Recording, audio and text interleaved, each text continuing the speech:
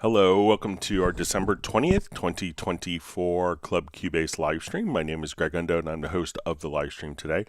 If you have not attended a live stream before, how it works is you can ask questions in the live chat field or simply send questions in advance to clubcubase at steinberg.de. When asking questions, if you could indicate which version of Cubase you're running, so if it's Cubase 11, 12, 13, 14, if it's Cubase LE, AI, Elements, Artist, or Pro, and which operating system, that would be helpful. We will get through all the questions chronologically, and I may be falling behind from a live response. So if you ask a question and you don't see an immediate response, if we could just ask, if we could just avoid repeating the same question over and over again. That would be appreciated when asking. And we should have an index of all the topics that are covered in today's live stream that will be pinned to the top of the comments field. We'll be going for about 2 hours. It is the last live stream of the month with the holidays, and we will be starting our Zoom social or Club Cubase Zoom social meetup, which I posted the link for. I'll try to post that about every half hour. And we look forward to seeing new people there. So it's a great way to meet people that are on the live stream. So we should be doing that in just about 2 hours. We want to give special thanks to, and if you want to search for topics that have been covered in previous live streams, you could go to cubaseindex.com. We want to thank Jan for creating a wonderful website for that. We also want to give special thanks to Agent K and Jazz Dude for their work as moderators. They're not Steinberg employees. They just do this out of the goodness of their hearts. We will also give special kudos for all of Jazz Dude's efforts with the unofficial Cubase Nation Discord. We appreciate everything that he does with that. It's a wonderful resource for the community. So once again, my name is Greg Undo. I work for Yamaha Corporation of America. I primarily focus on Steinberg products, and I'm the host today. I'm presenting from outside of Washington, D.C. in the United States in Alexandria, Virginia. And if you're watching, please feel free to introduce yourself and tell us where you're from. And with that, since we have kind of an abbreviated session today, we'll go ahead and get started. So once again, this will be the last live stream of the year. I'll be taking some time off for the holidays, and we'll resume on Friday, January 3rd. So once again, Friday, January 3rd, and then we'll get started up in 2025. All right. So we see Benny checking in from Sweden, and he has a question. A friend of mine is trying to activate Cubase 14 Artist from 11 Artist, but when he gets to e-licensors, there's nothing there to upgrade. He can't get through. Last day today with 11. So let me know if they actually see their Cubase Artist 11 license on their USB e-licenser. So it will need to check that to verify for the upgrade and update from there. So Benny, if you want to send an email to me, maybe they could send a screenshot to make sure. Sometimes people will have, if they have the artist, they need to have the USB e-licenser connected. If they open up the USB e-licenser, they should see all the licenses and see if they have the Cubase 11 artist license. If it's not connected or not being recognized, then the update won't go through. So maybe if they could send a screenshot if they open up their USB e-licenser software, that would be helpful. All right, so we have Eric Sampson, just says hi, Greg, and Eric's from Paris, so thanks for joining us. And his question is it possible to have multiple MIDI remote scripts for multiple MIDI controllers at the same time? So yes, you can have multiple MIDI remote scripts, so they could be kind of a very modular function. So if we wanted to come over, we can see I have Nano Control, I have a Choy Sauce controller, so a number of different controls that we could have going on simultaneously with this. So there's really no fixed limit, maybe 128 devices or something like that. But yes, you can have multiple MIDI MIDI remote controllers. All right, so we see Tim K checking in from Zeist in the Netherlands. His cat buddy is waving a paw hello to my cat Steven, and Mark Raven's dog Stella, and other pets that are nearby. We see Stefan also checking in from Sweden. Yazin asks, could you add a text to speech for SpectraLayers from an MP3 WAV file in the next update? So I'm not sure if you want to take a text file and have it generate speech. So it's not going to do that, but we can automatically, take a transcription in SpectraLayers. So let's say if we come over here, let's do just a new project.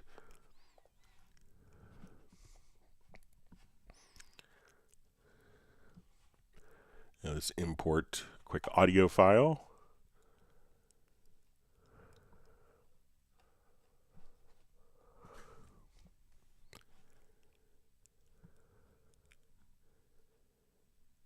We find one that has some speech.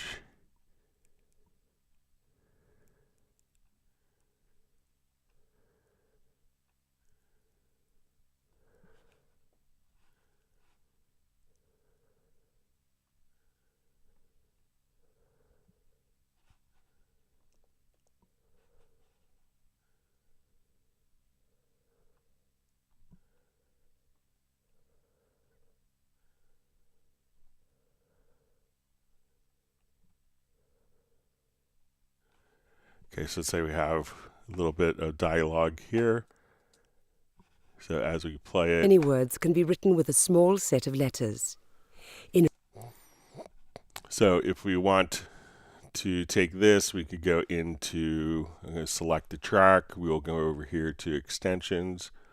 We'll go to SpectraLayers. So now when we double click on the dialogue track, we can come over here to our modules. And I guess it's not seeing my my full license, but here you'll see transcription. But then you could just do the transcription right from there if you have the full version of SpectraLayers. I think maybe I don't have my license. Let me just, so I just had the SpectraLayers Go version here. So you can do a transcription, but it's not going to automatically take a text file and convert it to speech. There's a number of other tools that kind of do that. All right, so we have FlyV checking in from Winnipeg. We have Uno Memento from Finland. All right, so we have Roland Stuff checking in from Sussex. We have Jan from Cubase Index. We have Brian Sawyer.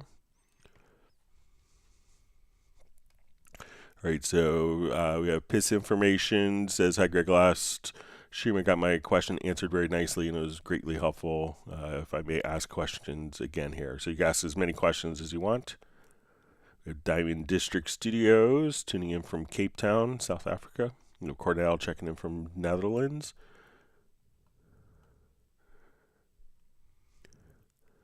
All right, we have Matt Elston checking in, Sydney Star. Says, do you plan adding lyrics window like have Studio One? So I know a lot of people will utilize marker tracks for putting in lyrics. So there's not a dedicated lyric window. So, but I'll show you just open up a project and show you what a lot of people end up doing.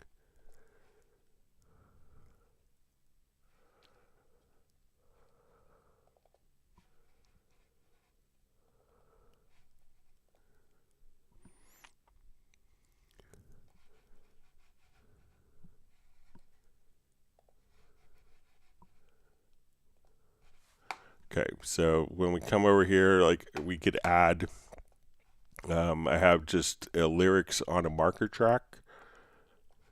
So once I come over here, what we could do is and we go to edit the particular, so we have the marker here. So we could kind of have it laid out. But what I think is really helpful is when we go to edit the marker track. So let's come over here. I could just see all of my lyrics here and just navigate to the song. So I think, you can have up to 10 marker tracks in Cubase. So while it's not necessarily a lyric track, we can just, like, as you're recording, someone, and the singer's like, oh, take me to the line, what's mine and what's yours? You can now just kind of come right over here and click the marker and be easy to navigate for. So a lot of people will just kind of lay out the song lyrics there, but there isn't a dedicated lyric track currently.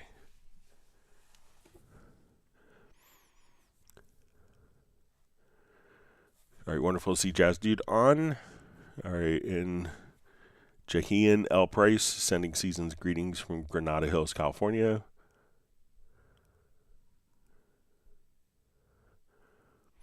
All right, it says, have you had any success with MIDI plugin control in Wavelab? I've only been successful with basic transport commands. So let me know exactly if you wanted just a controller that's communicating via Wavelab via MIDI, or if you wanted to, because generally there's no MIDI aspects of Wavelab other than control stuff. But if we come over,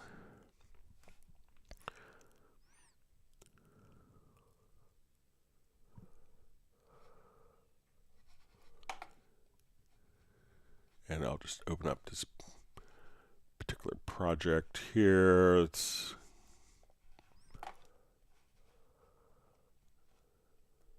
Now I think we would go to the preferences, and you'll see the remote devices. So you can have, a number of remote devices and edit the map for different functions, but it's primarily going to be, for editing functions to remap, transport controls, etc. So, but let me know exactly like what you want, what MIDI control you want in Wavelab. If you could specify that, that would be helpful. All right, wonderful to see Dallas LaRue from Las Vegas and John Barry from Devon, England, in the English Riviera. Thanks for joining us. And we have Tim Weinheimer from Mission Viejo, California. All right, Hazim Bitar R&B Studio. Hey, Greg, I'm Hazim. Happy holiday. How can I restore Cubase 14 to factory default settings? So when we launch, let's say if I'll launch Cubase 13 here, I'm going to hold down the Command Option Shift or Alt Control Shift. I'm going to hold those keys down right after we start. And you'll get a little startup window here. That will allow you to run it in safe mode. And here we could choose to delete program preferences. So that would take it to your start, basically your start menu right there. If you choose delete the program preferences, and that will be basically like running Cubase for the first time. So if you hit Alt Control Shift on Windows platform, or Command Option Shift on the Mac platform.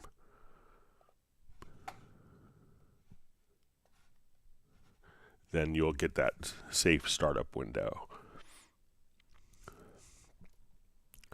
All right, we have Funt Case says, yo, shouts from a UK boy in USA. Thanks for joining us. All right, we see Dallas LaRue can't make the Zoom, he has to work.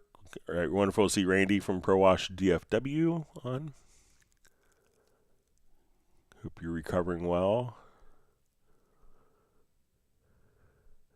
All right, we have Javi Bajorquez from Ohio. All right, so we have Havy checking in. So sorry for Havy from Ohio. Thanks for the phonetic pronunciation. All right, so Stuart just says, I'm curious as to why when you change the name of a track, the MIDI or audio events don't automatically change to that name as well. All right, so a lot of times, there's an easy way of doing it, but, you may have, let's say if we come here, our event names.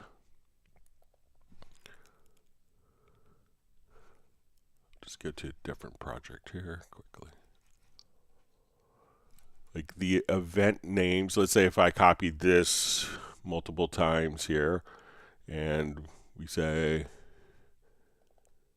okay, this event name, we'll say sibilance chorus. And we'll say dialogue at end. And we'll call this part introduction. So if we have multiple events and we have, let's say, you know, an audio file here, we could just drag that over. Just didn't like that. All right. So, but each part could be named independently. So if you've taken a lot of time to name each part independently, you may not want that to be completely overwritten just because we changed the name of a track.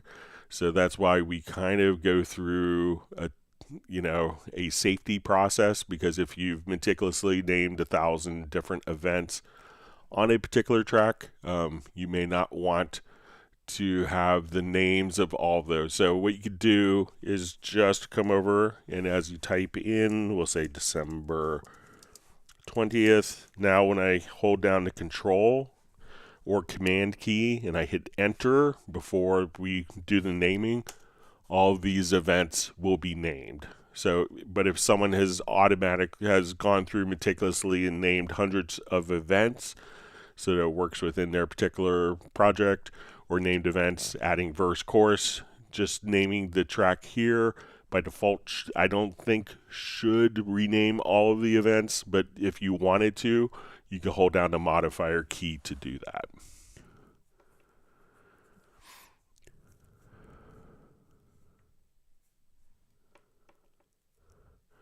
All right. So we see, thanks, Greg, for previous answers to my questions. Is there any feature for sliding the pitch of one note into the next note, like the one FL Studio has implemented? So I'm not familiar with that, but if we wanted to, let's say, I'll take these files here and let's do a quick bounce selection. So there's a couple ways of kind of approaching this. One could be within VariAudio. So if I come, we'll just say, okay, let's go to VariAudio here. So I want it to, take the pitch of, let's say, these two notes.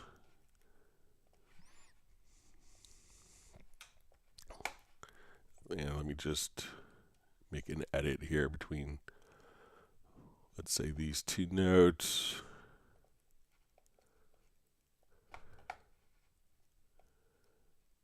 I'll just crop out some silence here so I can.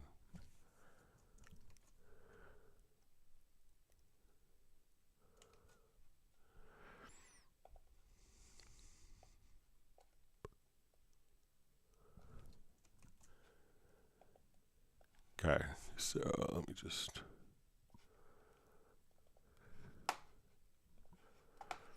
Okay, so if you had different notes here, like in the timeline, we could just kind of like within the VariAudio editor, let's say we have these notes, we could go to what we call our all to show all the smart controls, and then you could just take the pitch of that note and kind of scoop it into the other note. So as we listen to this, we can see, I'll just solo this part here.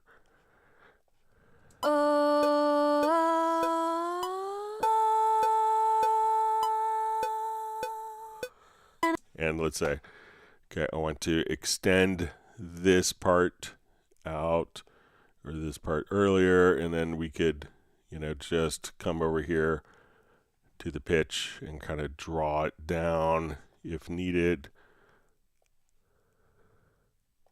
So now we could just have that those transitions between the notes.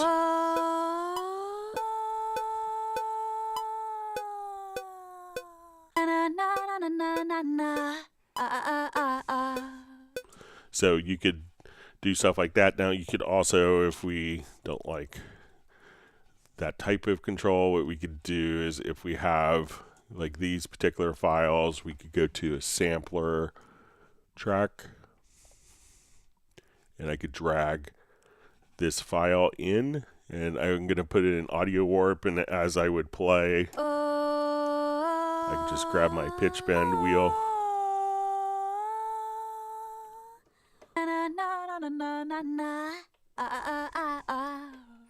So just moving your pitch bend wheel, and you could set the range of semitones there. So there's two different ways of approaching it. I'm not familiar with FL Studio, but let me know if it's a different approach than what you're doing, or if that you can make work.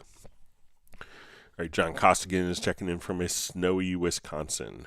All right, it's probably more seasonal for you. Thanks for joining us, John.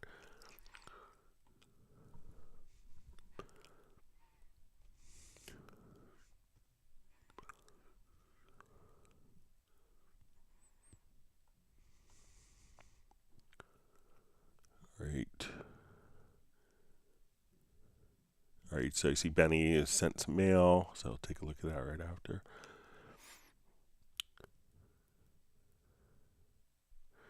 All right, so we see Sid East asks, hi Greg, is there a way to create a macro to select all VCA channels and decrease by increments of 3 dB? All right, so let's take a look. I think we could do it.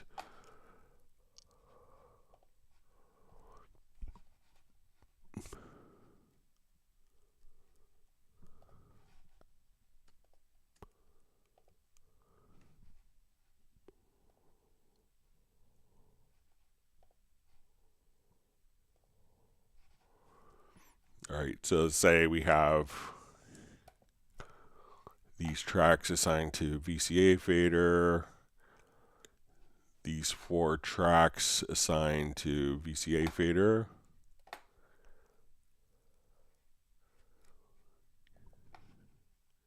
And let's say these 4 tracks assigned to VCA fader.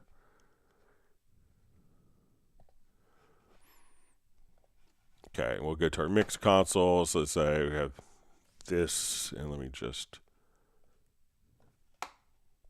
create some changes.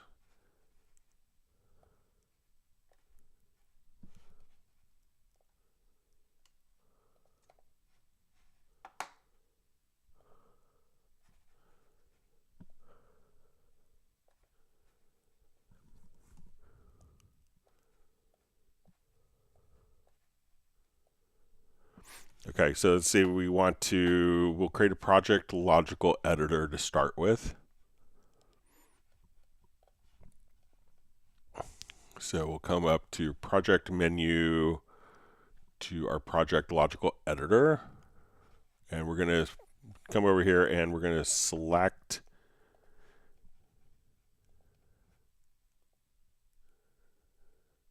VCA. So we'll say our media type, I think we could do VCA, or we'll actually see if we just do transform. And let's say we want to trim, and we could say let's decrement value in dB. So I think we could do like 2. Let's see if we could do 3. I think we could do 2 at a time. Yeah, so now what I could do is just with the project logical editor, so it's not 3 dB exactly, but we could just come over here. So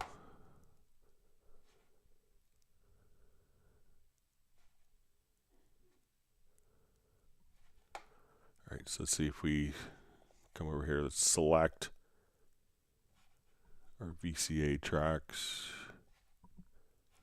See if we get that into function.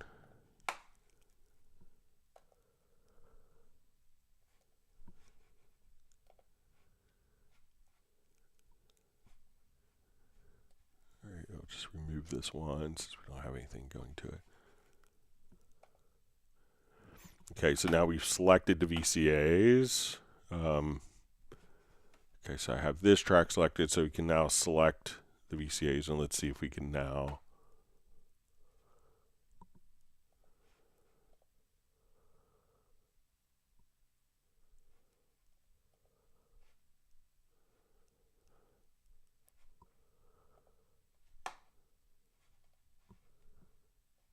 do a two-step process here. So let's come to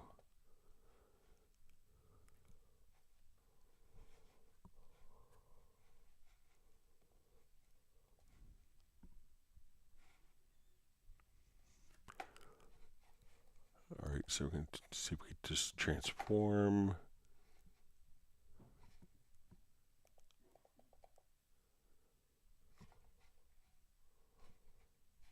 Okay, so let's see if I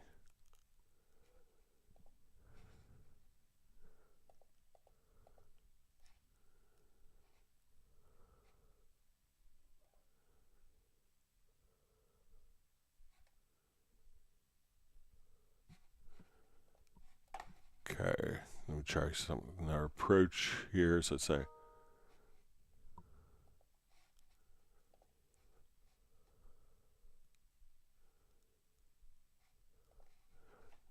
all right, so I'm going to first select this, save this as a preset. So we'll select our VCAs here.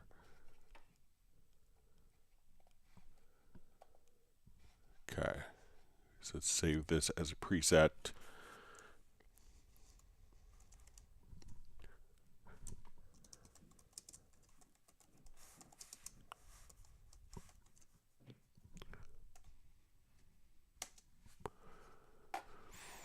Okay, so we could select that, and now what we want to do is to see if we could transform.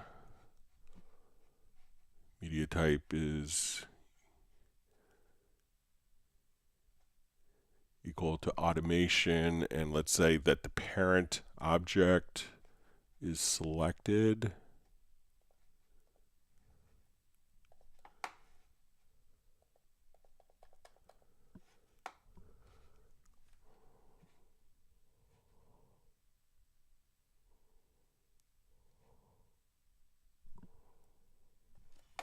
All right, and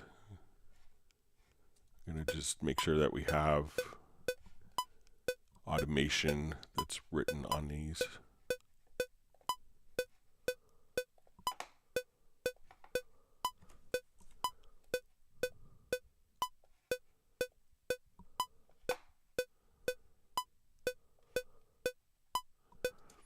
Okay. So let's see if we could go back to, because we have to have automation data in there. So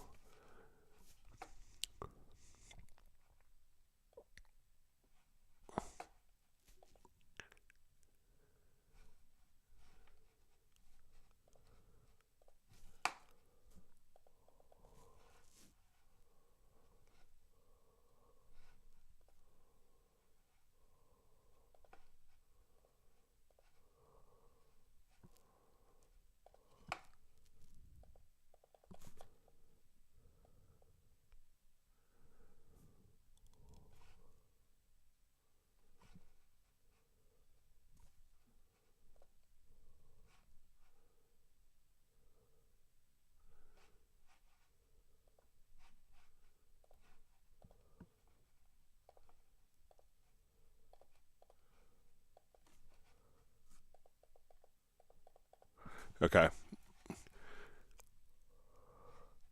All right, so we could do this in. So what we want to do is first we had that. All right, so I'll just do this in by 1 dB.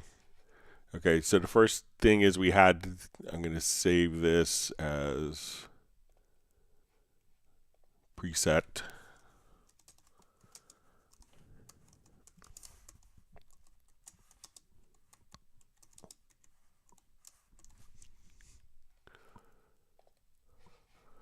All right, and now what I want to do, we're going to come over here and just do the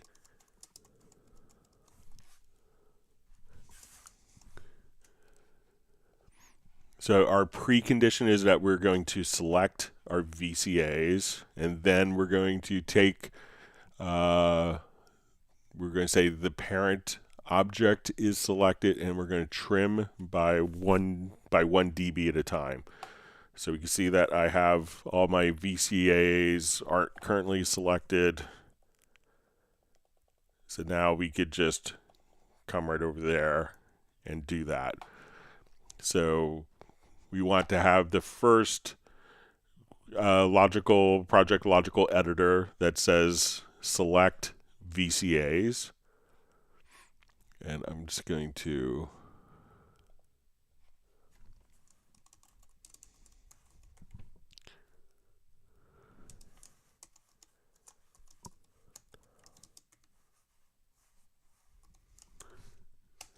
update it. All right, so we'll say this will be our first.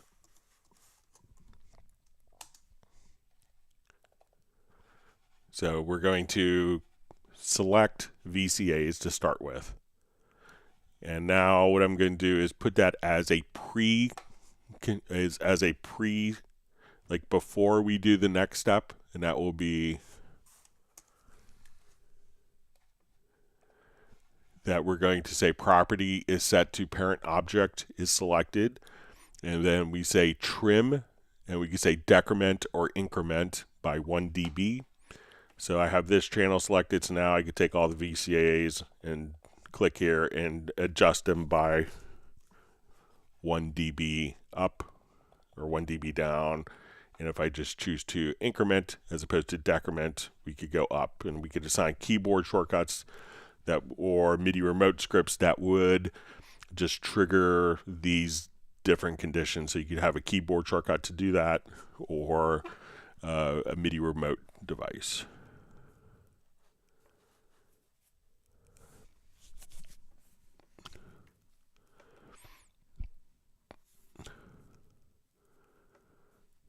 All right, wonderful to see Rick Ballantyne on from Charlotte, North Carolina. Wonderful composer.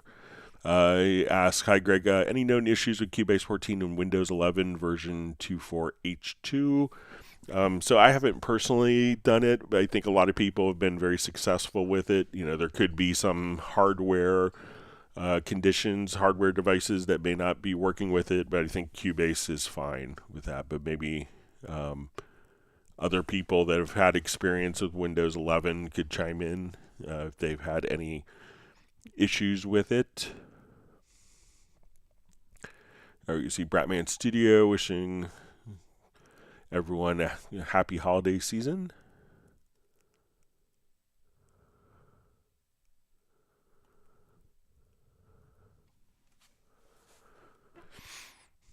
All right, so we see from Taktuk, hi Greg, how are you? There's an option to mute all channels without going through a channel and doing mute individually. So I guess we could probably do a project logical editor. So let's come over here, let's remove this. So we could say we want to transform, and we'll say all of our tracks. We'll say container type equals track, and what we want to do is we'll come over here, we'll say track operation, and we'll say for mute enable, or we could also choose to toggle. So now we see all of my tracks here in this project, and when I do that, all of the tracks are muted. And again, we could save that as a shortcut. So I'll just save this. So we'll come over here, save changes as preset.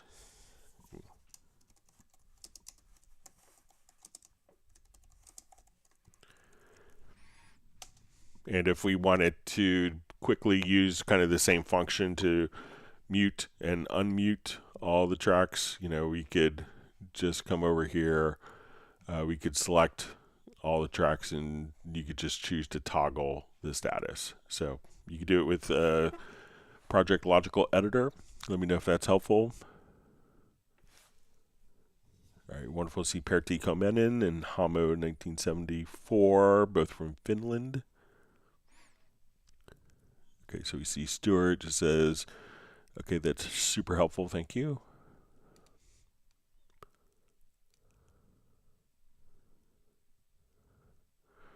All right, I'm going to go ahead and post the Zoom social chat link. We'll be starting about an hour and 24 minutes. All right. So Tireman Guitar says, this might sound silly, but how do I copy a slice of audio on a Mac?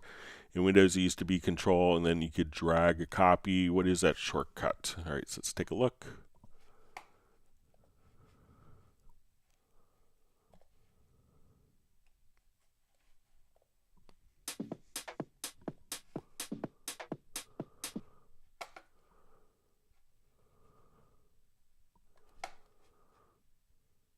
Okay, so let's say if we slice the audio in, so we'll get to our hit points, and let's create, so edit our hit points, we'll just cover transients and slice. Okay, so just take it out of musical mode here quickly. All right, so now we've created our slices. All right, so now when we go into the part editor, we could do this, but we could also change this instead of, creating slices, is maybe just to create regions. So regions, or we could choose to just create events. And now that I want to just come over here, I could just hold down my Alt or Option to make a copy of the events and place it into different locations as needed. So let me know if you're doing slices here. If it is like a drum loop that's in the sampler track.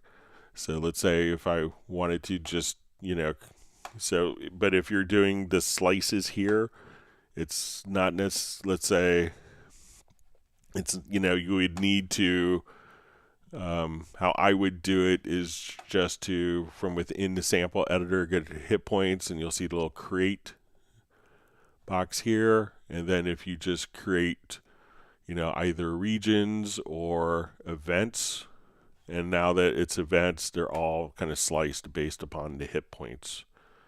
And then you could move that wherever you want. So let me know if that's helpful for you, Tireman Guitars.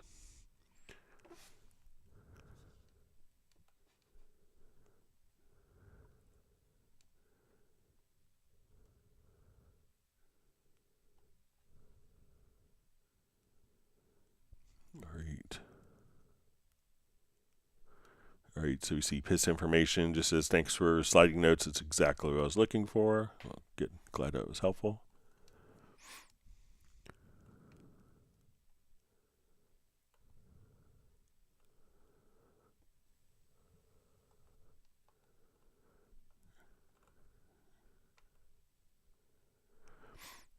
Okay.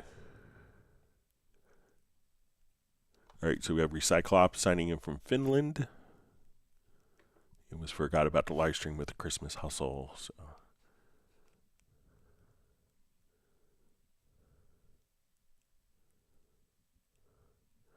All right, so we see Tireman Guitars says it has Alt to the left of the command key on his Apple keyboard, but no Option. So it's probably the Alt key. So on Apple, it's usually the Option key is what it's referred to in the operating system. So the Alt or Option will be the same key.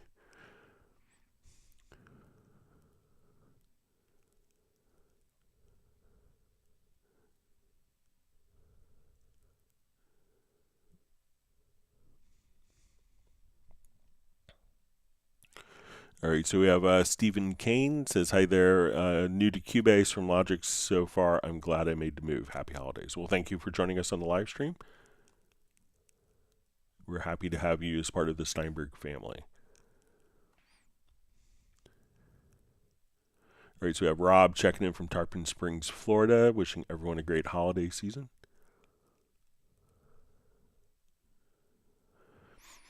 All right, Uno Memento wants everyone to whack the like button.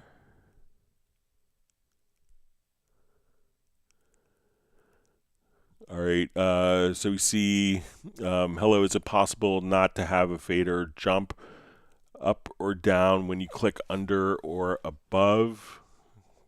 So usually when you want to move the fader, that's when you would click there. So I'm not sure, if you're looking for an area to click in to select the channel, just click to the right of the fader. But I think if you're clicking on the fader, that it makes sense that that fader would react to what you're telling it. So if you click here, it would, I think, logically conclude that you want the fader value to be there. But if you want to select channels, just click in the meter area of the channel, and then you could select the channels without affecting the volume fader value.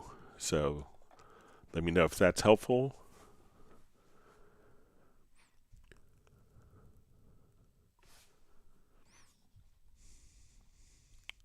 All right, so Tyron Guitars says just tried it in the alt and it works. It's great. Sid East just says, thanks, Greg, you're a legend. So I'm just a guy helping out others.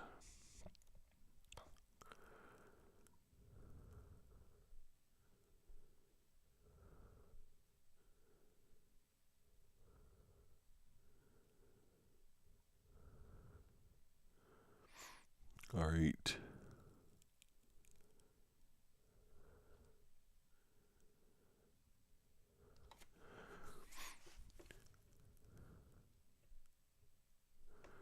All right, so we see Hood Boy Terry asks, how can I make my section snap to key all the time? There used to be a place at the top set key like C major.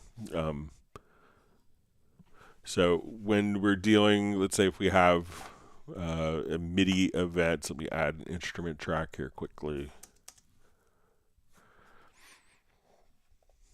Okay.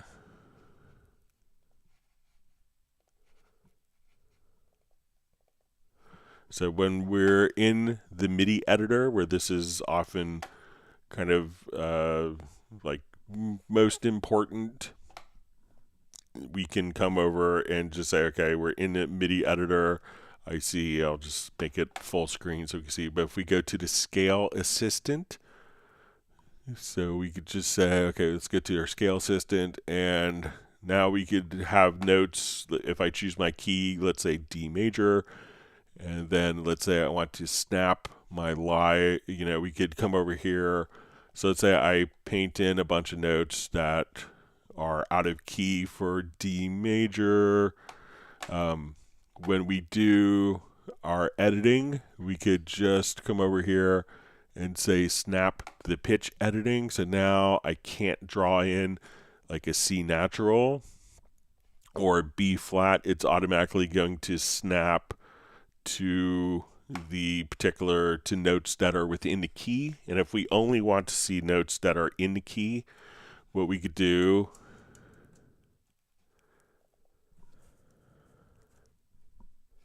is if we go to the top area here, we see this icon, and this will be our pitch visibility, and we can say show pitches from the scale assistant. So once this is turned on, then I'm only seeing notes that are in a key of D major, or I'm only seeing notes that are in a key of E major. And if we want to see all of the notes, we could just turn off the pitch visibility settings right there. So this way, if you're afraid of, putting stuff in, out of key, it's no problem. You could just visually only see the notes that you want. And it's perfect. Don't be so afraid of putting notes out of key. It's done all the time. It's called accidental. It's usually pretty intentional.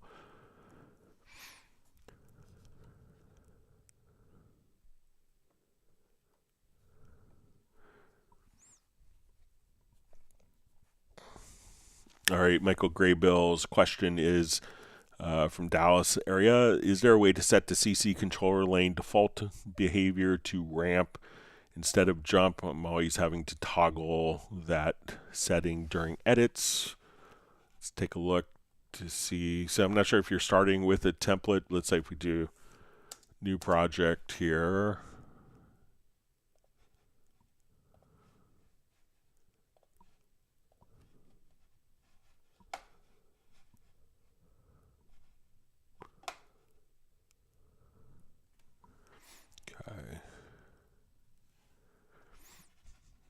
so now we will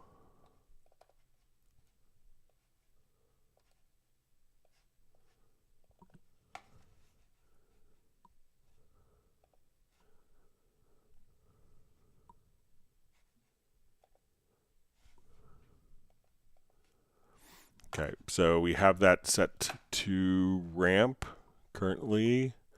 All right, so let's see if I add another MIDI track, if that setting is preserved. So that's preserved there. If we are, so whatever tracks are added after, so let's say if I add another, let's add another MIDI track here, and I'm going to put this to step. That now when we come here, our mode will be set to step. So as you add tracks, it will retain, looks like it retains this setting until you change it. So maybe like as you work with, and let's say if we save this as a template, so currently we are in step mode, I believe. Okay, so let's make all of these into step.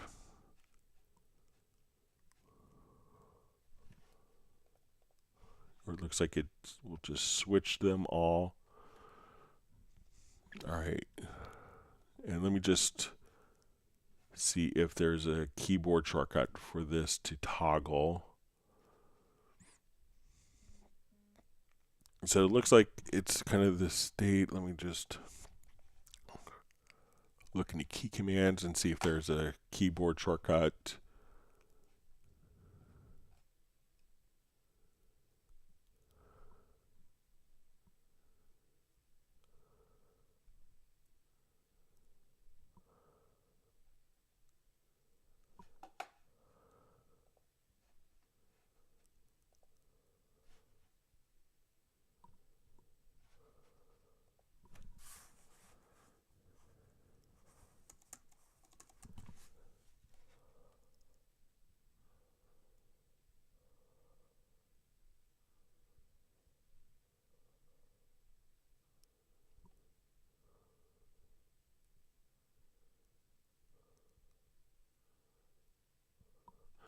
Okay, so there is a key command that you can set. It says type of new controller events toggle step ramp. So you can assign that to a key command if you don't want to have to change it all the time. So let's say it's going to be command option shift number 4. So let's say we are currently in step, I believe. Okay, we're in ramp. So command shift option.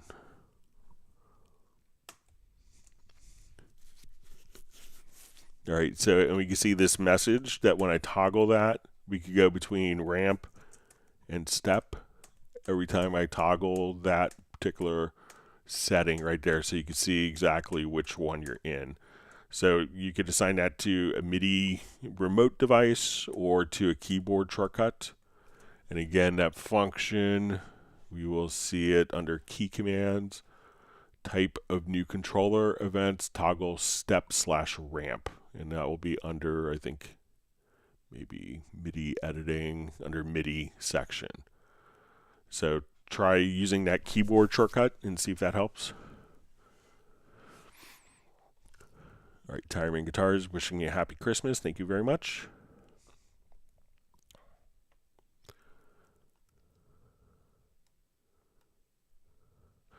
All right, Fly V, great to see you on from Winnipeg. I have a device with tons of knobs and faders.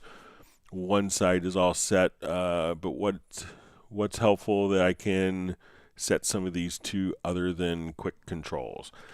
You know, like a lot of times I find myself, you can have all sorts of, control of thousands of parameters. Anytime that you find yourself going to do a function with your mouse that you have to go to a menu, if you find yourself doing that like 2 or 3 times, consider setting that up like, as you work. If you say, like I need to switch between my controllers between step and ramp.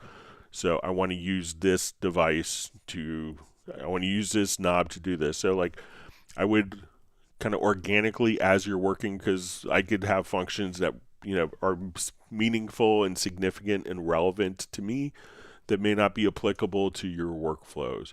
So anytime that you find yourself going menu hunting or looking for a key command, consider applying one of those buttons to do that function. And I think that would speed up your personal workflow pretty significantly.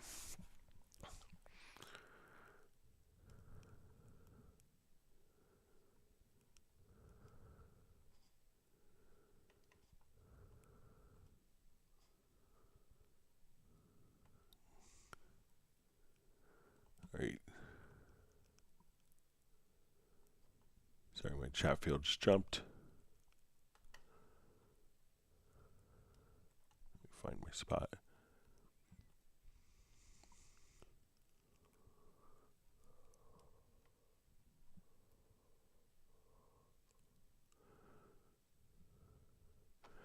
All right, Flyvy asks, one more question, Greg. You could ask as many as you want.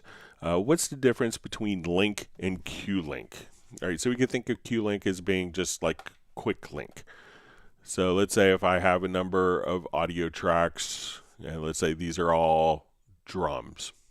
Okay, so I want to come here, and these are all drums. So I may want to have these permanently linked. Okay, so I could come over, let's get to our mix console, and we could define a particular link. So when we come over here, we're going to say, let's link these channels, and I want to link different aspects of them, volume, pan, let's say my sends, and mute and solo. So now when I come over here, and I grab one of these tracks, they'll all be moved together. Now at times I may want to say, okay, I want to maybe take, like, instead of those being permanently linked, I want to take a number of tracks here, and I'm finding just for a particular mix that, like, let's say these are all my background vocals. I don't want to necessarily set up a permanent link with that, but I just want to take these particular channels and come over and say, okay, I want to take this, and now I could hold down, Alt or Option plus Shift, and I could just do a quick link. And now, if quick link is turned off, we can just move those individually, but really fast in kind of the heat of a mix. You can say, oh, I want to change all these proportionally. Or I want to go to my insert effect, and let's go to the inserts, and I want to add the same insert. I want to come over here and add the same compressor on all of those tracks. So now a Q-link, I could just quickly add this, but they're not kind of set in a predetermined link. I don't have to unlink these. So we could think of a link as being kind of more of a permanent thing, and quick link just like really fast grouping different elements together to adjust volume or panning or adding the same effects or adjusting the EQ.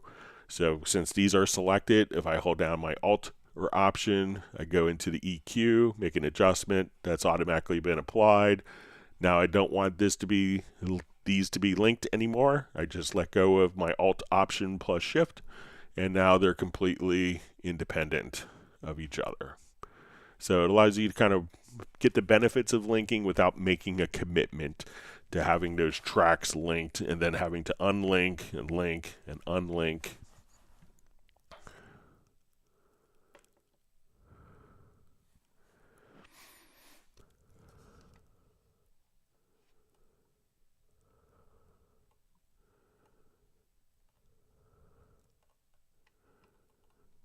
All right, sorry, my chat field's moved on me again. All right, un momento, wants everyone to whack the like button.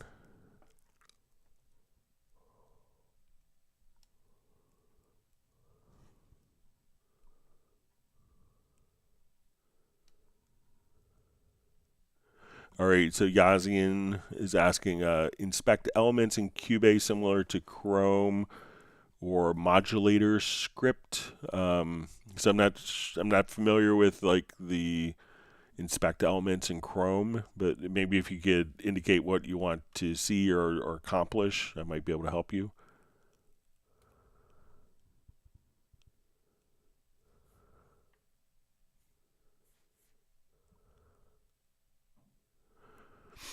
All right, Xander Series asks, why does Cubase use 60 gigabytes of my 64 gigabytes of RAM for a 225 track orchestral template, while Logic uses only 7 to 8 gigabytes for the same template as shown in Activity Monitor? So I would say if you're doing 225 tracks that you're using more than 7 to 8 gigs of RAM for that. So I'm not sure if it's like while it's running or not, but it seems like it wouldn't make that they would be comparable if it's going to be the same amount, if it's the same instruments, and sometimes not all instruments will be fully loaded. The guy, the composer, was kind of complaining about something similar, and then he realized that none of the instruments were loaded in the other DAW, and it was a very similar thing, different program. And he's like, why is Cubase taking my RAM? I would say it's not uncommon for a 225 track orchestral template to use that much RAM. So, but if you want to, show me what it, like while the project is running, that would be helpful. Or if it's while the program is idle, and if you're using all VST3 plugins that could take advantage. And one thing that you could do also is if you go to the preferences and go to your plugins, you could also just come over and see if that we have, let's say we go to the plugins that suspend VST3 plugin processing when the audio signals are received. So make sure that's checked as well. All right, so FreeDX has a feature request for Cubase. I wish while MIDI editing, copy the note with one click and paste with another click with the same length as copy. Says refer to FL Studio.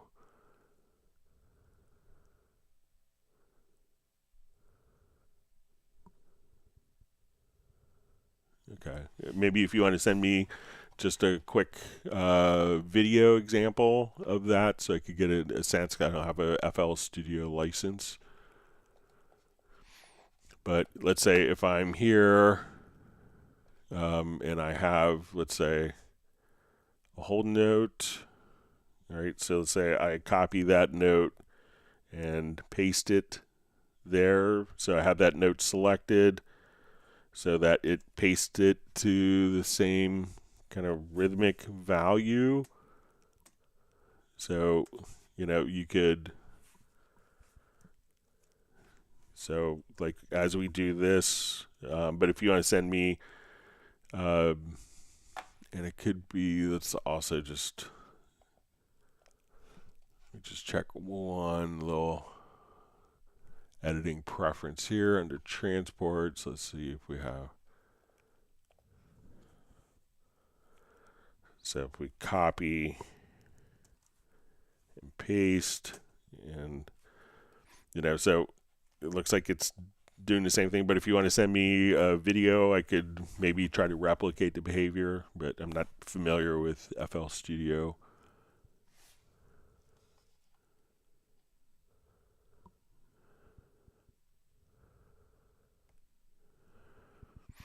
All right, so Xander just asks, is there a difference in how Cubase and Logic use memory as shown in the activity monitor? So, there's different scenarios, and I don't have a Logic license, but I would say that if you're doing like a 225 track project, that if you're using 7 to 8 gigs of memory, that maybe it's, and it could also depend on what the settings are in the orchestral instruments, how much is being streamed versus loaded into memory.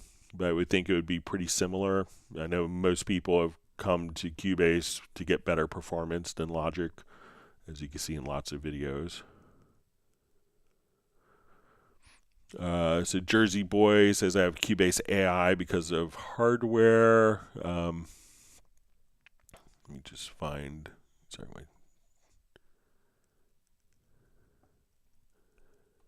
it was something like, what would you recommend? Let me see if I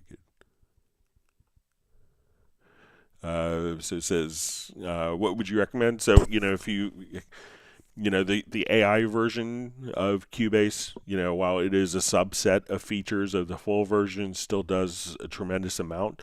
Anything that you learn how to do in Cubase AI will be applicable in the full versions, but I would just, start doing projects and get familiar with it if you're starting off with Cubase.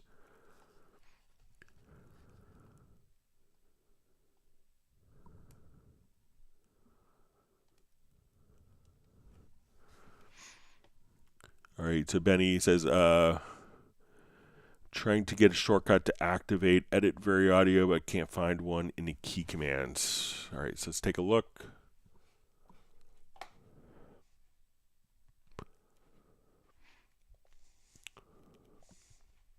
I feel the weight. Okay.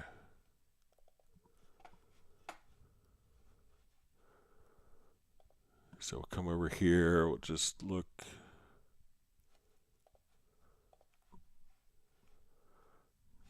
Right, so now that's turned on. Let's take a look in key commands. Could be one of those things you might have to click with the mouse.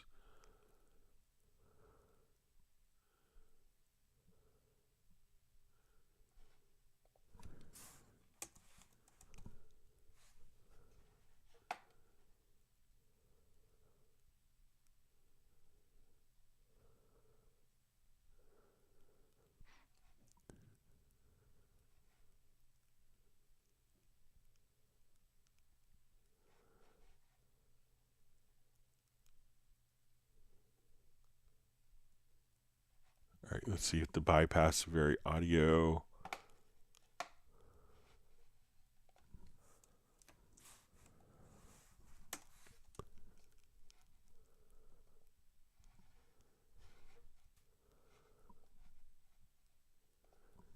That does it. Doesn't look like it.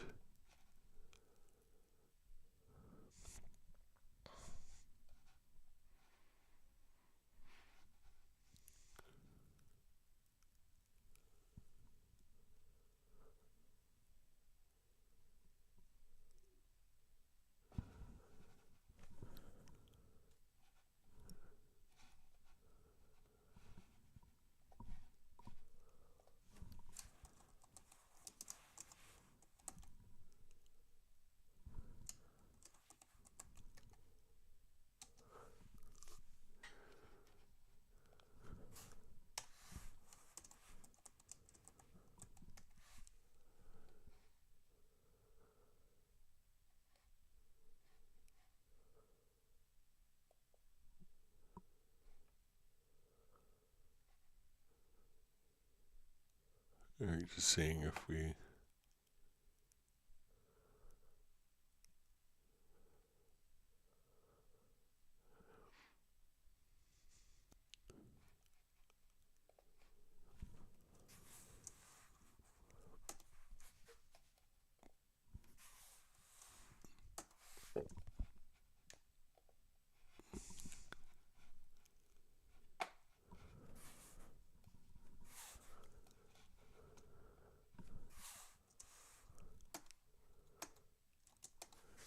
So we can get that inspector to show up, but it doesn't look like that there's a way to. Let's see if we turn this off.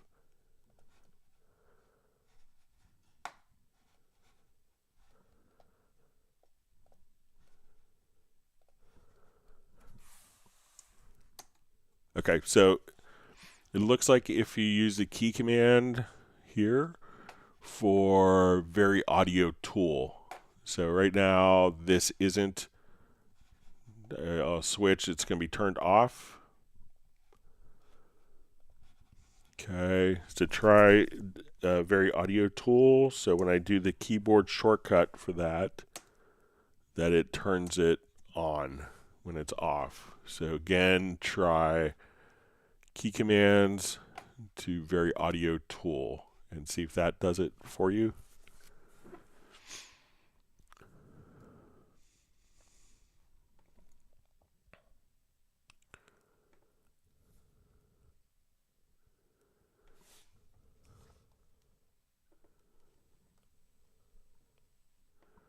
All right, so Dynamic Spark wishing everyone a happy Christmas.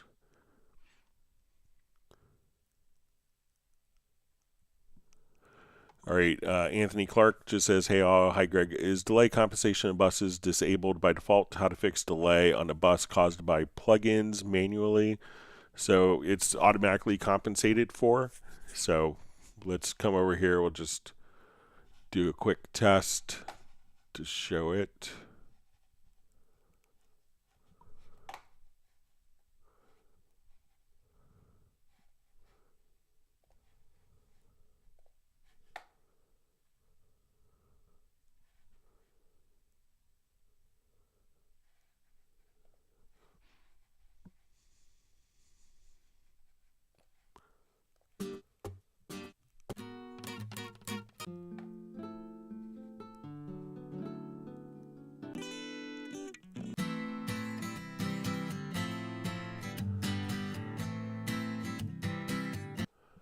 Okay, so let's say we have this.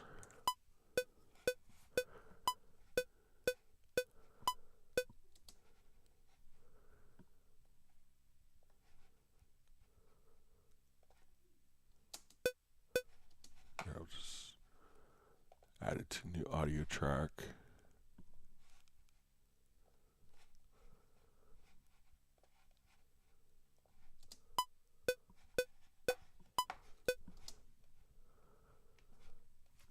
Just try a new project here.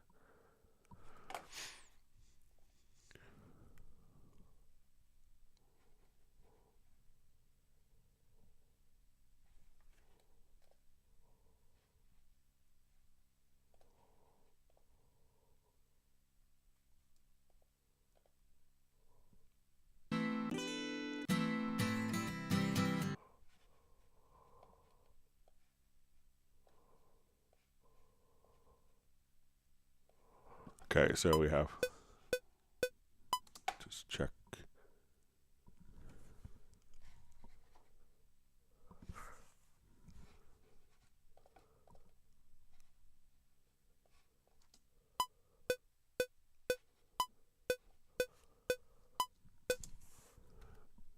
Just check my audio routing.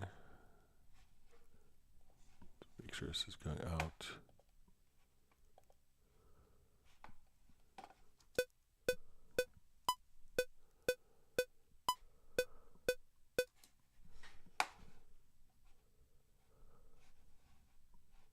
Sorry for my brain cramp here.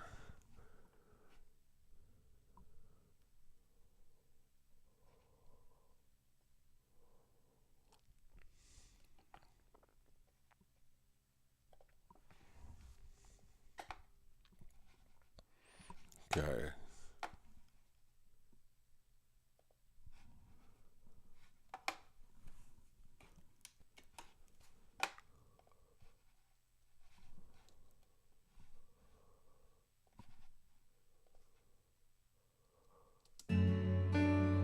All right, so as I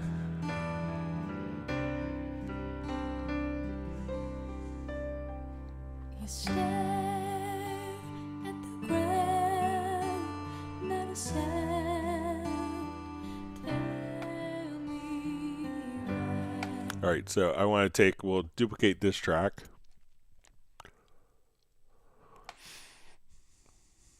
Okay, so we have our vocals here. Something's wrong. We can't. And I'm going to route this track to a bus. So we'll add that to a stereo bus, and on the stereo bus I want to put let's put a vocal chain on it.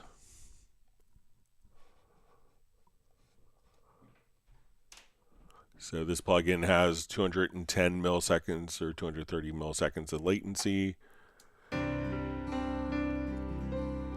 So as we can see,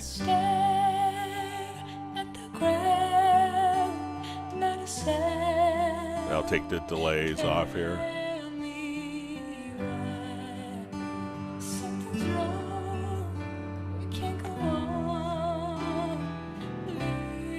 So this plugin itself is 200 or so milliseconds.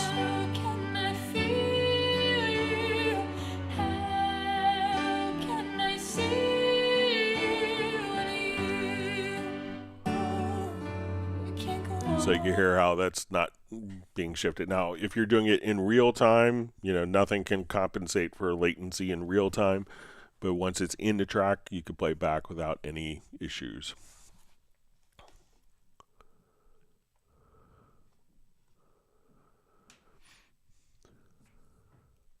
All right, Tigerman Guitars asks, I've heard that Nuendo is even more efficient in terms of using less CPU. Is this true? So it's going to be the same code base as what is in Cubase, so no differences.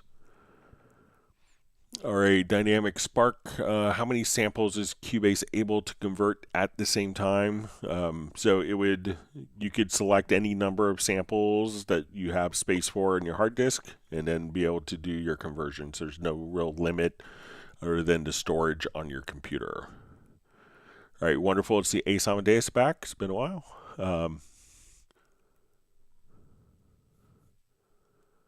All right, so hi Greg, I hope you're doing well. I repaired an old Windows computer that has Cubase 8 in it. Will I still be able to use the USB e-licenser key in 2025 so I can review old projects in there now and then?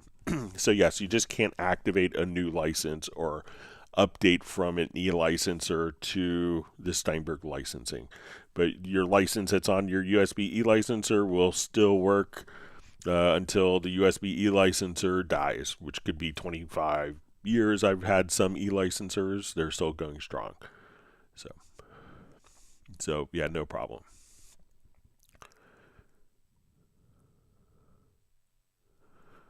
All right, and further comments from Ace, so I can review old projects in there and load them up with Windows 10 and Cubase 13 with the same e-licenser. So, Cubase 13 doesn't utilize the USB e-licenser. It utilizes Steinberg licensing, but those projects will open directly into Cubase 13 as well.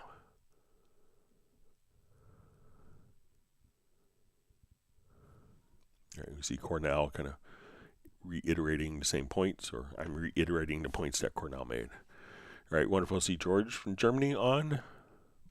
All right, looking forward to seeing everyone again in 2025.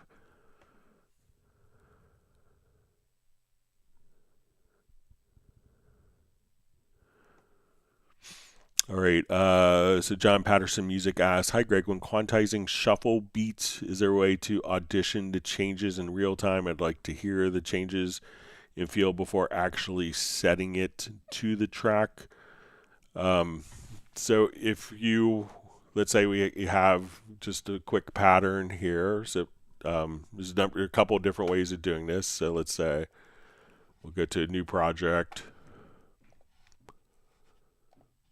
And I will add just a quick drum part. We can do this kind of the old-fashioned way without utilizing the pattern programmer. So let's say we want to do this with Groove Agent SE, and I'm going to program super generic pattern.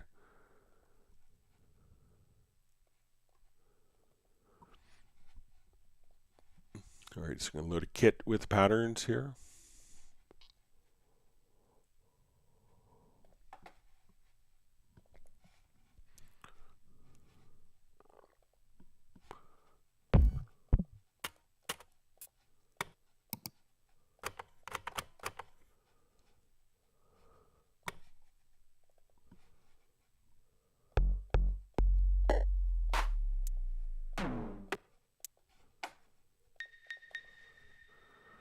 Okay, so I will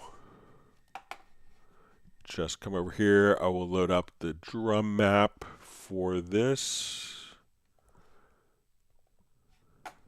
And we'll make, so before committing, you want to hear what the swing feels like. So there is a quantizer MIDI plugin. So let's come over here and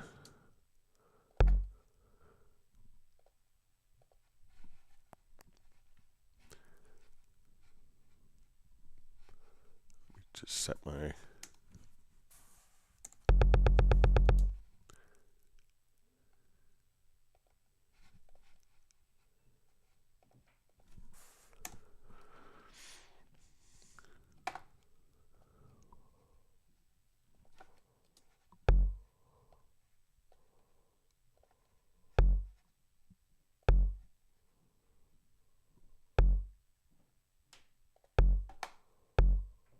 all right, so let's say we want to come over here, we'll put in.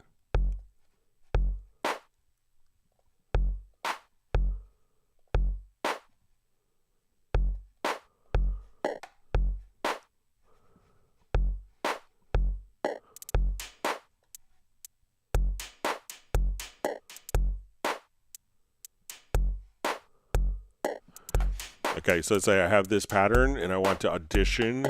What you could do is just come over here and you'll see for the MIDI tracks, we'll go to our MIDI inserts and we'll go to the quantizer plugin.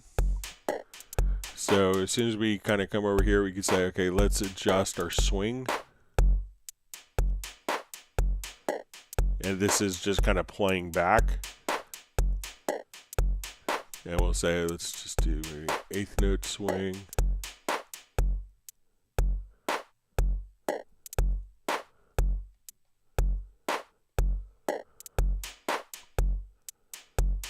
So you could audition kind of this in real time. This will play back, and then if you want those values, then that's what you could put that same percentage value here, and this would alter the data, whereas this, the MIDI plugin, would just audition and play back the MIDI through the quantizer plugin.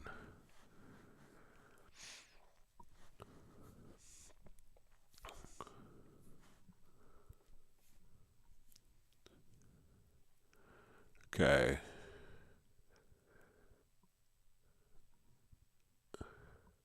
Okay, so we see George from Germany just says, Greg, I'm just sitting here with the project open, and there is something wrong that happens from time to time. When no track is soloed, a VSTI instrument doesn't have any output, but when I go to listen mode, there's an output.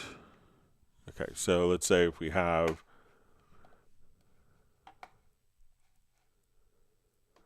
all right, so let's add a quick instrument track or two.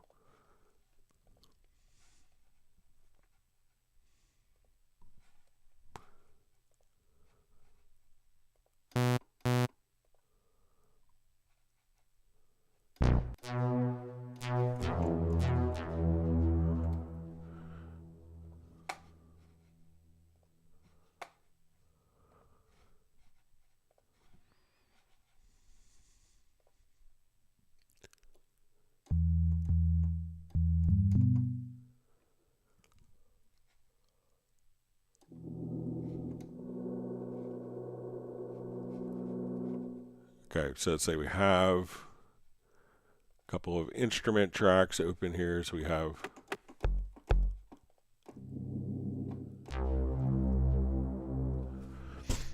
okay, so it says when no track is soloed, a VSTI instrument doesn't have any output, but when I go to listen, there's an output. All right, so let's say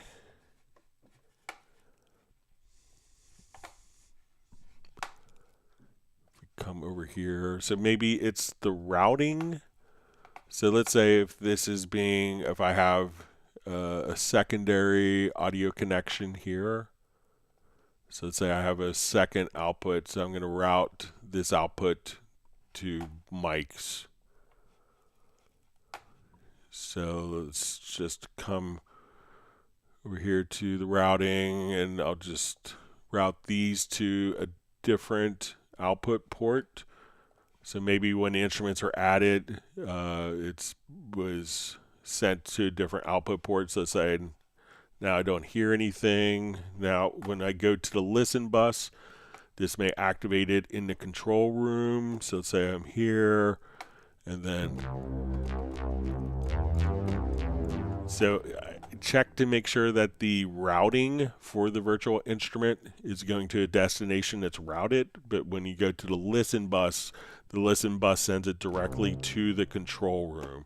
So if I select my different instruments, we don't hear anything because it's not, these tracks aren't routed to anything that's defined, that's going out to a monitoring path.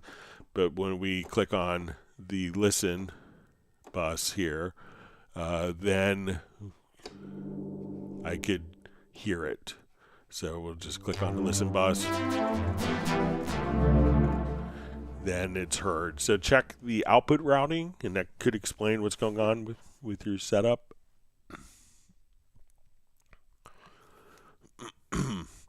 So we see Dynamic Spark. Would Cubase have a converter option, for example, a library?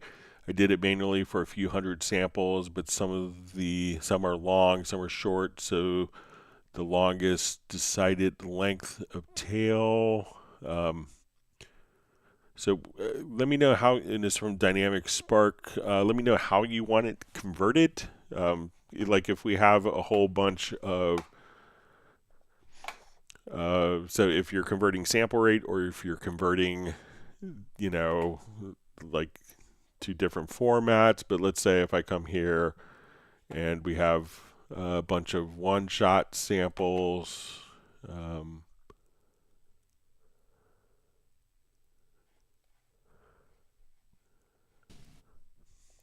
I could take a bunch of samples here and we'll drag them onto an audio track.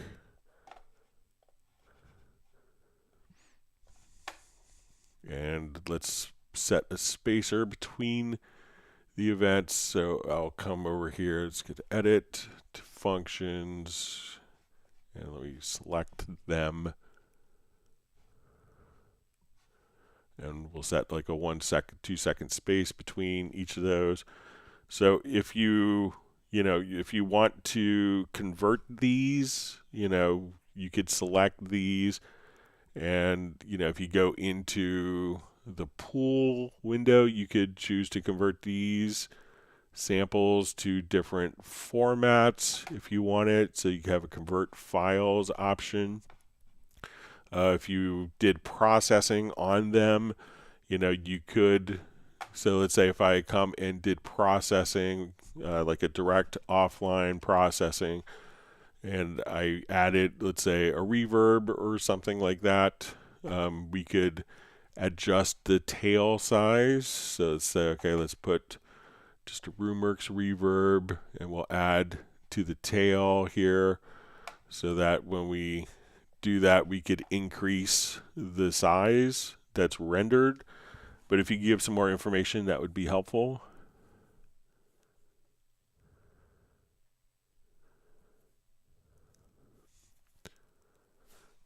All right. Great to see Dwight Cunningham on. Thanks for joining us from Bahamas.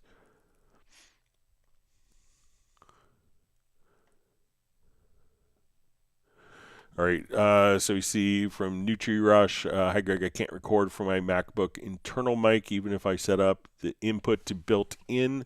So you may have to, let's say we come over here, let's get to your studio setup. I'll go to my audio system. So if we set this to built-in, this could be anything that has an audio driver. So let's say if we switch that, we now come over here, go to the control panel. And now make sure that you have the microphone selected here, and also that when you use the microphone, it's only going to work at 44K sample rate, 44.1K. So if your project's at 48K, it's not going to work. And that's a design limitation of the Apple audio hardware. So, but make sure that you have that checked. So again, come over to your studio menu, to studio setup, and we go to built-in audio, and now you could just come right over here, go to the control panel, make sure that your project's at 44.1, And then you should be able to see the microphone right there. So.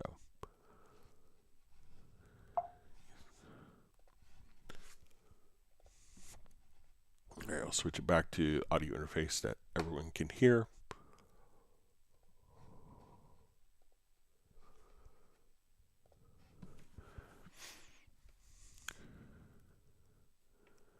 All right, we have Graham Witcher on. Wonderful to see you, Graham, from Oxford.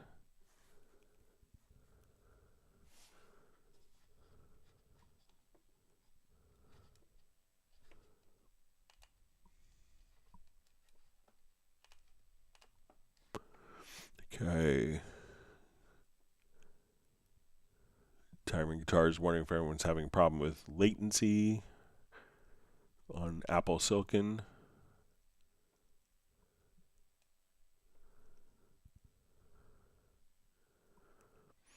All right, so Jack Snyder asks, when I'm done messing with my VST track, what is the most efficient way to mix down the VST instantly to an audio track? All right, so let's say I've drawn in some beautiful notes here, and I'm doing my wonderful 21st century composition.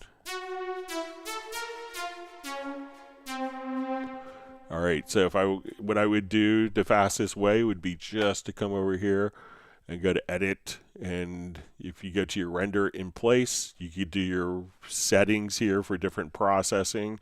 If you know what you want to do, you could just choose to render, and then you could just come right over there, render in place, turn it into audio. So that's probably the fastest way to do it.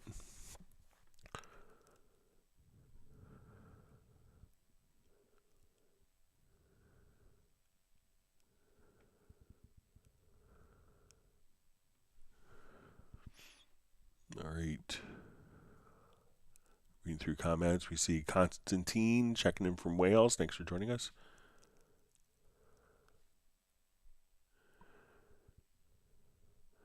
All right, so we see Dynamic Spark just says, I just drag and dropped to the project, but would like to convert folder with Cubase.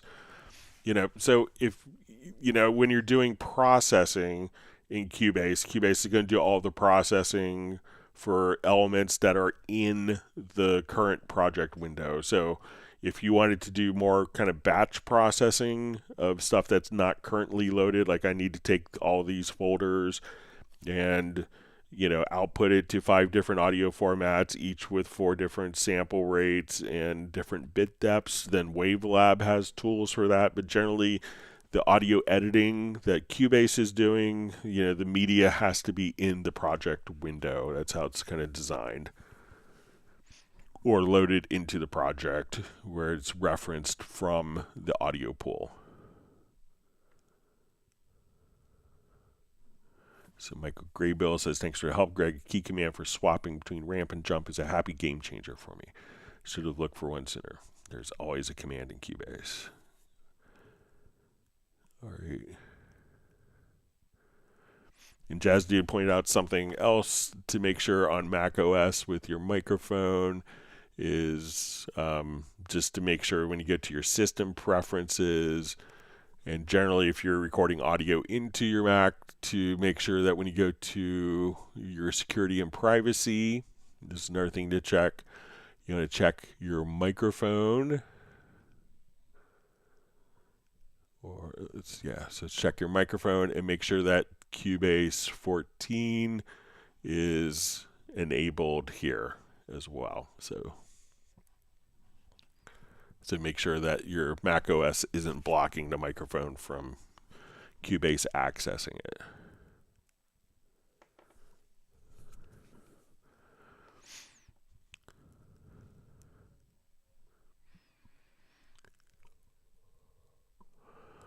All right, so we see that Cornell liked my melody and wants me to call hand summer. So.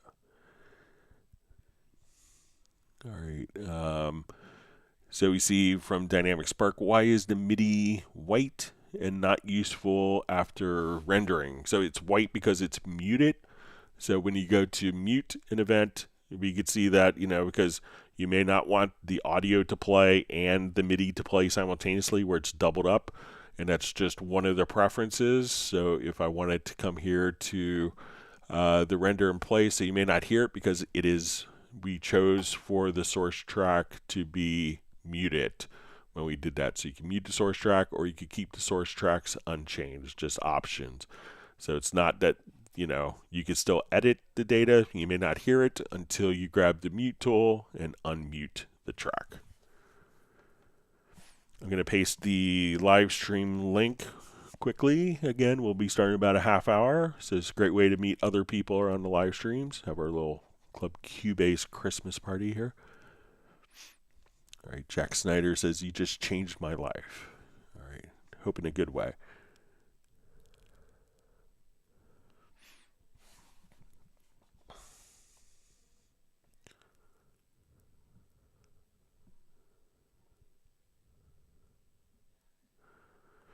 All right, so we see Bo just says right mouse click on clip should open edit menu, but you have to hold control before right click to open the drop down menu. So, you know, going back before right mouse buttons were a hot commodity, you know, Cubase since 1989 has always been kind of right mouse click where you could access your tools. It's a very kind of fundamental paradigm of Cubase. Now you can hold down the control or command key and see additional functions that are available here, and you could have this as your so if you want more context sensitive functions and tools, you could do that as well. But you know, it's kind of a core Cubase philosophy, and I think if we took away the right mouse click, people would be really upset with us.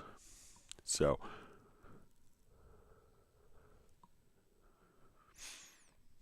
all right, so we see from Uli Arts, can you elaborate a bit on how to manage cycle loops within a certain song using a MIDI controller?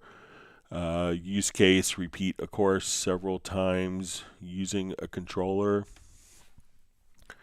Okay, so let's set up a quick project here.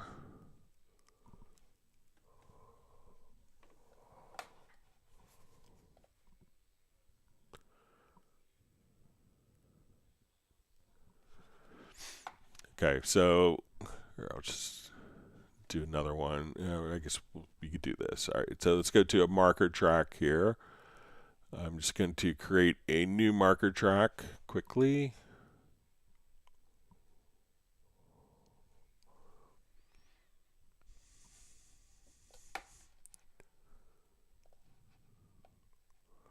All right, I'm just going to use my, let's say, okay, we're going to come here. Let's make this.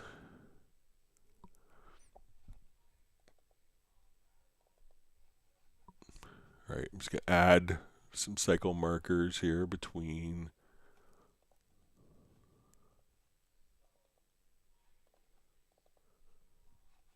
Just going to do it on this particular marker track here. Hang on.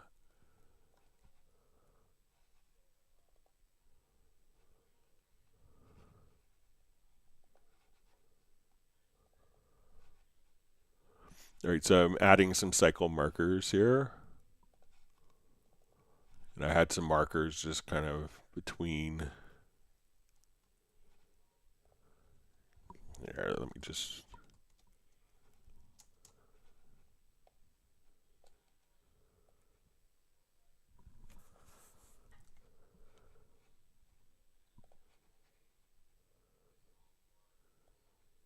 So we'll just do some quick cycle markers here.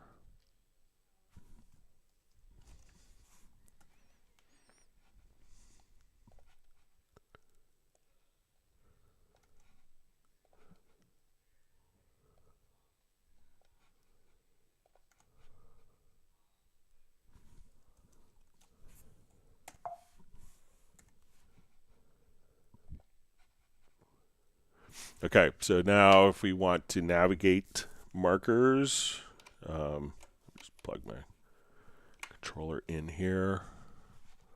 We'll go to my MIDI remote.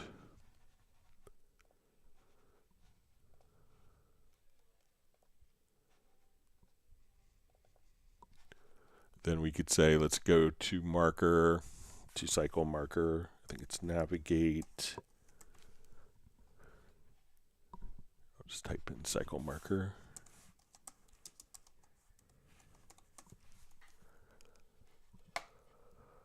To cycle marker 1.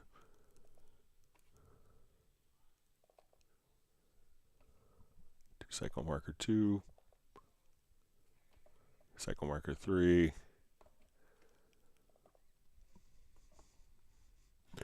Okay, so now as we're playing,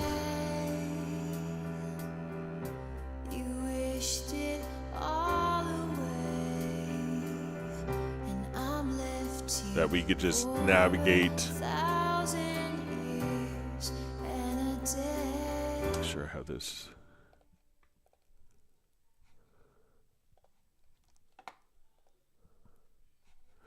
And then you could just choose to navigate to your different cycle markers there. All right, and I'm going to go to some quick questions that were mailed in. Let's get to some of those before we run out of time. All right, so we had a question of how to save the plugin chains on the control room on the last live stream. So I remember what my brain cramp moment was. So let's say I wanted to come here and we'll put a plugin chain. So I wanted to, on a monitoring path, let's put supervision, and let's put an amp simulator for some unknown reason. All right, so when we go to save a preset, we go to our studio menu to audio connections, and we click on the control room tab.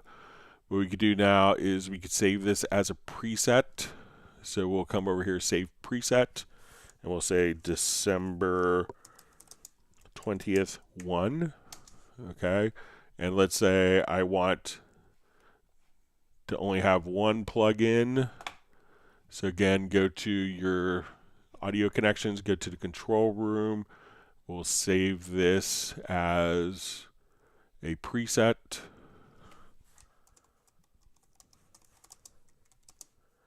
We'll call it preset 2.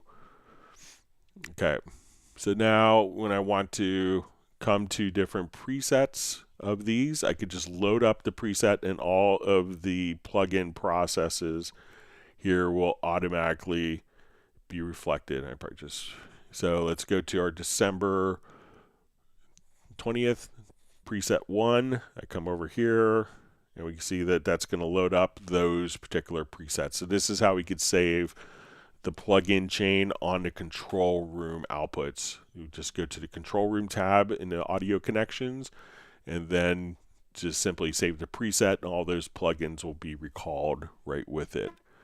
All right, and we had a question on showing MIDI arpeggio plugins. So let me just come over here. So take a look. So we'll come over, let's say we'll just do on a little bit of a bass part. So I have a bass part here, and what I want to do, I'll just, okay, so we go to like our MIDI inserts. So we will just kind of come right over here, select the particular track. We will see our MIDI inserts. We should, all right, so we'll scroll down, and then we come over here to like arpeggi. So now when I play a chord, and we could choose whether we want this to be eighth notes, but maybe I want the notes to actually be quarter note in length, or I want this to be 16th notes out. I want these to go up, down, then up in pitch, or completely random. And if we wanted to get more complex with arpeggios, the one that we could use will be our Arpeggi SX. So in this is one where you could actually take your own arpeggios and drop them in as a sequence. So if I wanted to come over, I have this MIDI event from the project window, and I want to use that as the arpeggio. I could now, again, come over, we'll select our bass part, and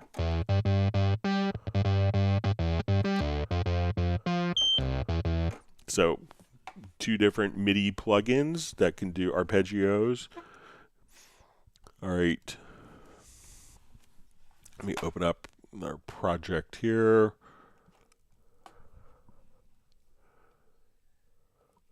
All right, so question. I'm currently working with vocal comping in Cubase Pro 14. So I have 8 vocal takes and the whole song separated by different vertical lanes. I've already made all the cuts in the lanes and also finished selecting the parts I want to use for the lead vocals. All the lead vocal selections are green. Now I'm going through the process of selecting 2 other vocal takes out of those remaining 7 to be used as vocal doubles. It's getting a little bit frustrating because when I'm using the comp tool to make selections, I want to add another color to them.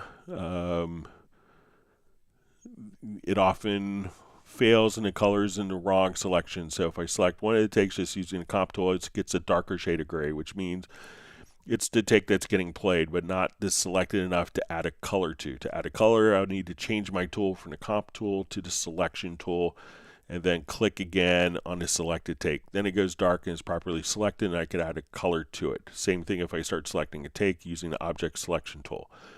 It's like it only gets half selected and properly select. If I want to change a color, I'll have to change it to the comp tool and then click on it. All right, so we'll just show this real quickly here. So let's say we have like a comped part. So as we're playing this, and let me change my control room inserts here. That's probably why it was sounding so awful before. All right. All right, so when we're here and we want to look at all of our lanes, let's say we have a multi-track performance here.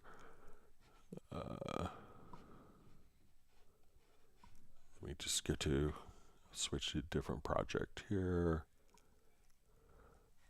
See if we can look at it. Okay, so we have multiple lanes. So, when we do this, we could see this is the lane that's playing. And if I use my comp tool, that I could choose a different lane.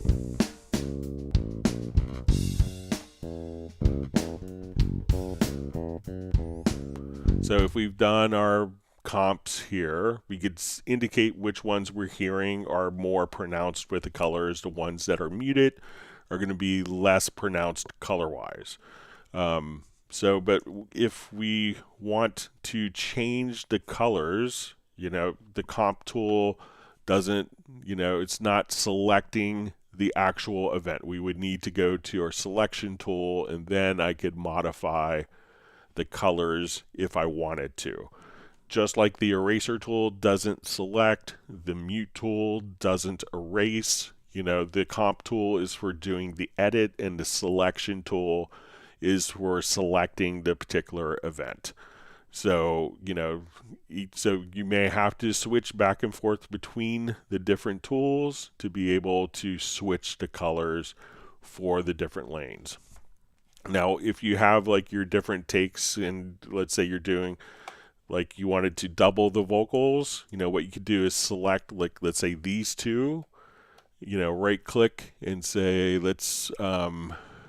so we'll say create tracks from lanes. And now these events here will be on their own tracks. We'll unmute them.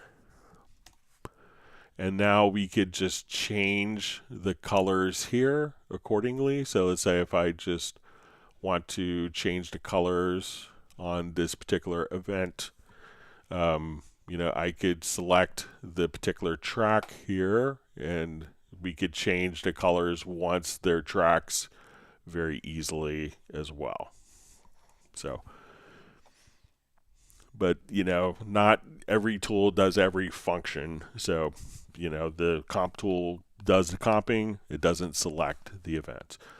Question, in the preferences under audio, there's a setting for simple crossfade editor. What is that? Okay, so this crossfade editor, let's say I have 2 events that are overlapping, and I hit the X key to do a crossfade between those 2 events. All right, and let me adjust a preference here quickly so that we can see. Okay, so I'm going to go to editing, and we're going to turn off delete overlaps. So now when we have two events that are overlapping each other, that when you hit the X tool, this will do a crossfade. Now if we wanted to edit the crossfade, we could double click and we get a really extensive crossfade editor here. And this used to be Nuendo specific only, and Cubase used to have a more simplified crossfade editor. So we'll show it to you here. I think it's going to be our editing audio.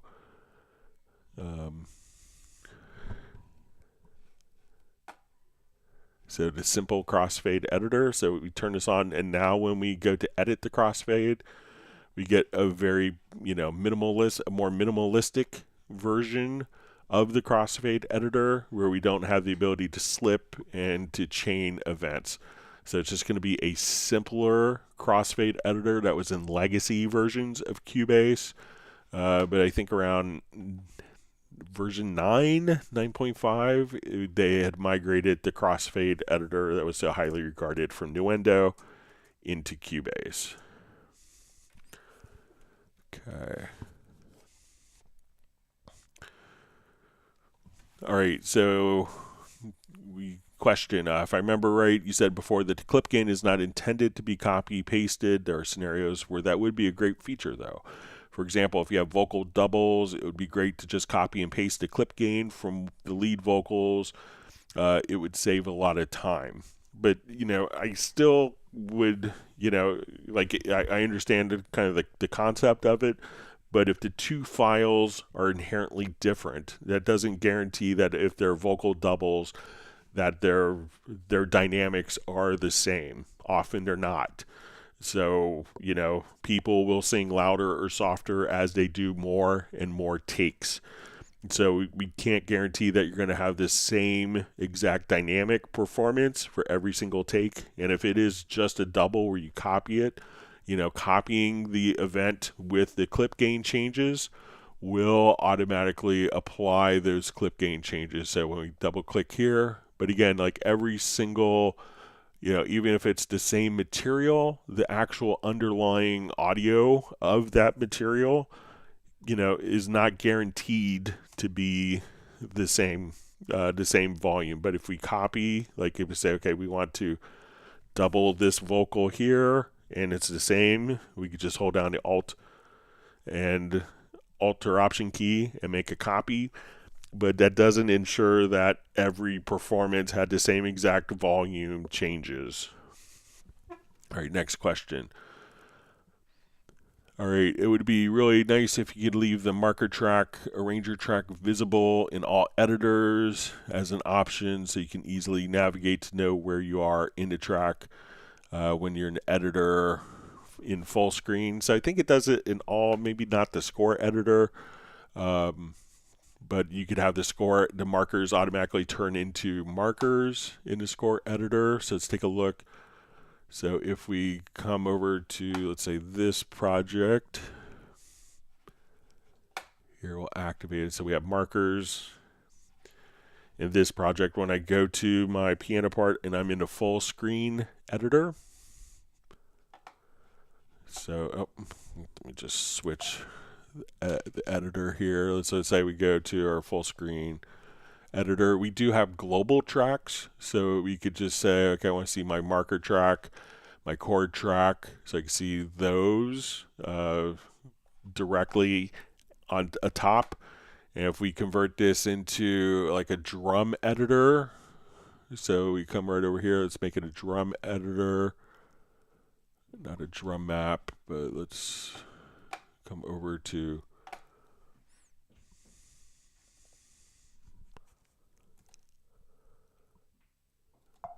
all right. So let's say if we go to, just close that out.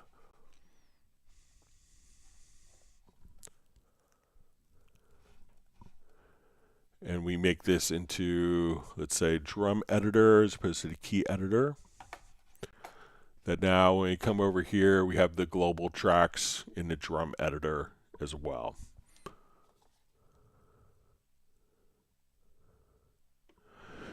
All right, so we see a question. When using the Scale Assistant in the MIDI editor, can you use that at the same time as expression maps? I mean, the expression map would likely be using keys that are excluded by the Scale Assistant, right? So yeah, definitely you could use those with the expression map. So we'll jump over to this project here. We'll show just a little. All right, so let's say we look at this part and we have our notation editors. So like, let's say we have our articulations. I will come over here. Let's go to our expression map and we'll import those. So we can see all of our articulations and dynamics here.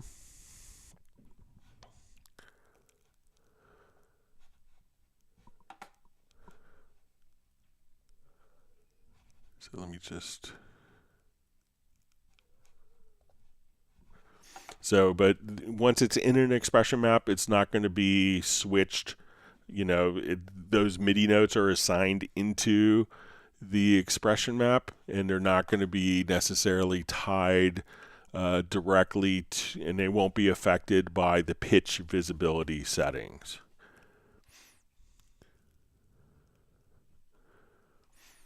Okay, so we have a question. I have a template that I opened to record a quick idea MIDI piano. The project has a tempo track enabled with a fixed 120 beats per minute throughout. Because I need to record something quickly, what happens is I always record without a click, and the recording is in a tempo that I don't know, just feel. The problem goes back when I go to projects and try to tap the tempo to see what the fixed BPM my project is based on chord progressions I recorded. Tapping starts moving and changing everything. Things get more complicated when I record MIDI piano and vocal without a click. Can you help me find a solution to better my workflow when it comes to recording quick ideas without a click and then adequate fixed tempo for the project? All right, so there's a little trick with this that helps, because sometimes when you do a tempo detection and the MIDI part is actually set to follow the tempo changes, that those MIDI parts will shift. So let me just, okay, I'll just revert this quickly.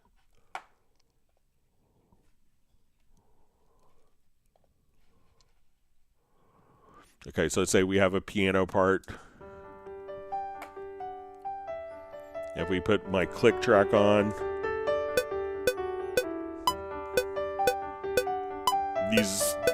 so this wasn't recorded with a click.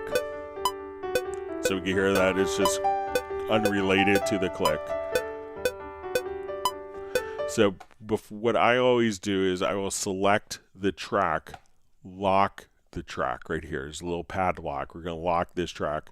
Then I'm going to do a tempo detection of this. So we'll say, okay, let's come over here, do a tempo detection, do an analysis.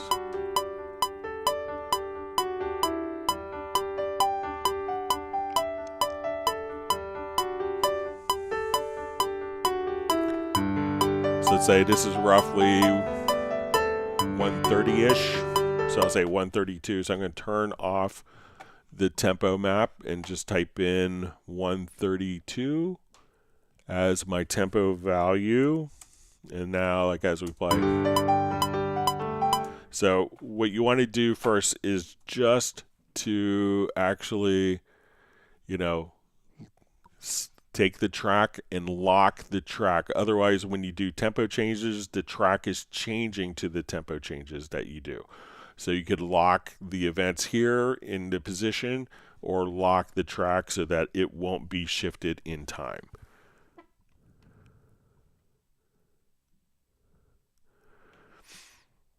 All right, so we see how do I make this selection tool choose punch in and punch out points with a click. All right, so if we want to set punch in and punch out points, if you grab by default, the punch in and punch out points can be based on the left and right locators. So if you want to set the punch in point, if you hold down, and this could depend on the physical placement on the key. So if I hold down my Alt, I could set the left locator and click in the timeline, or I could just select the command or control key to set my left and right locators. I could also very easily with the range tool, so I need to punch that part and hit the letter P, and that will set the left and right locators, and then enable punch in and out by hitting the I and O keys.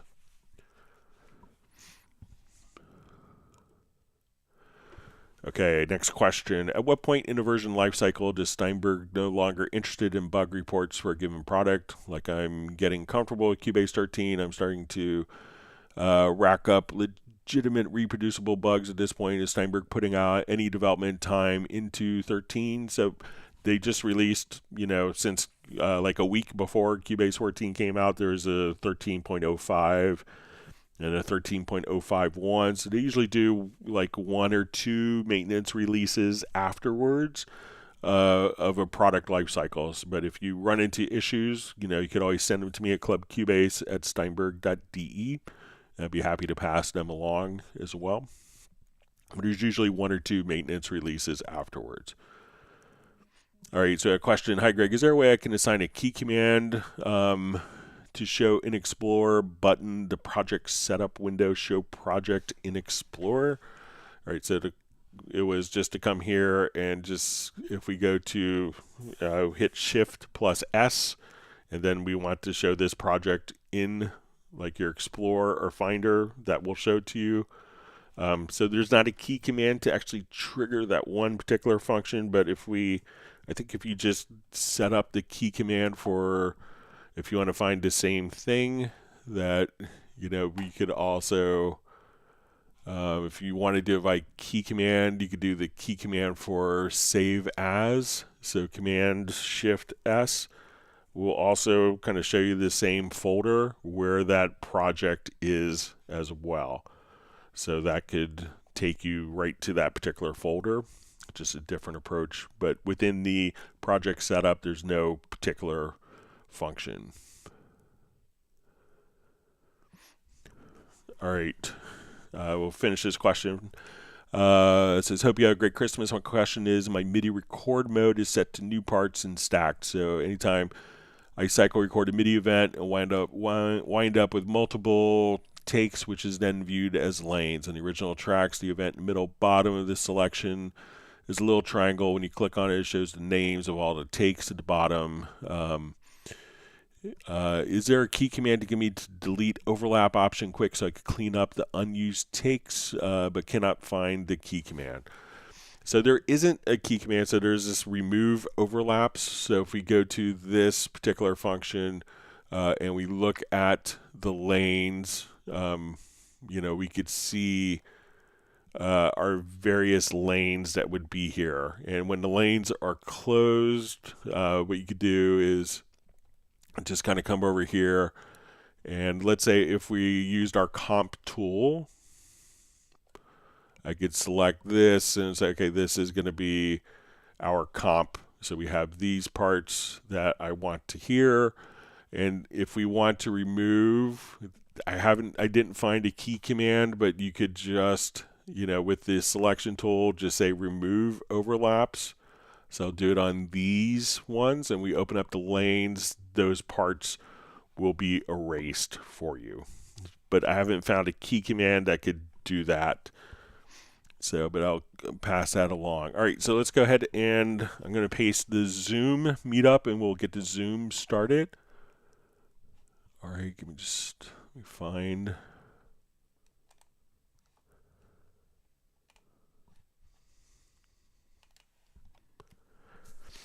All right, I'm going to start Zoom. Give me just 1 second. Let me get my lights on, get a glass of water. I'll get the Zoom started. Let people migrate over.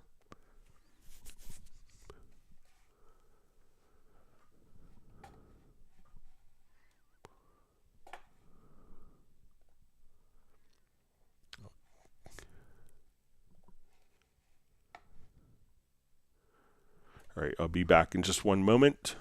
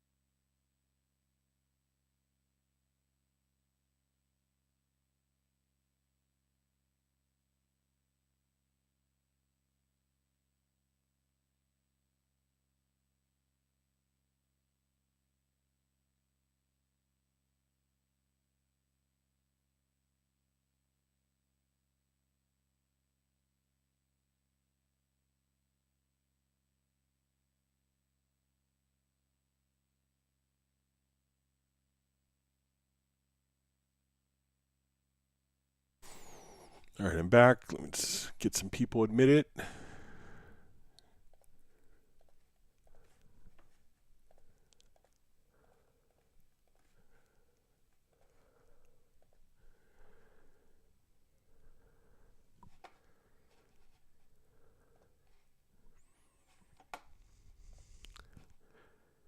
All right, we'll get people migrate. We see Soren joining. We see Sable. All right, wonderful to see Thomas Van Dyke on. We have Brian Sawyer Sr. Looks like we have Best Green Jesus on. We have Benny. Sway TV. We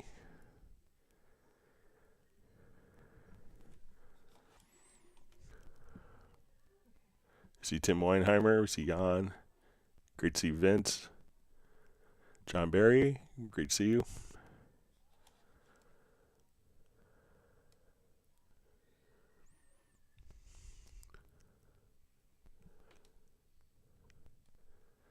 All right, we'll wrap up the live stream here in a couple minutes.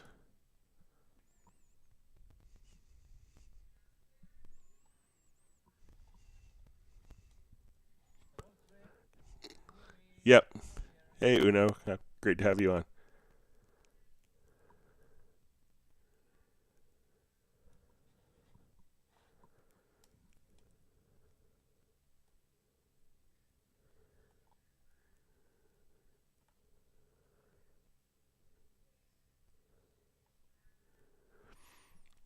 All right. We see Rasta Nick joining. Great to see Nick on.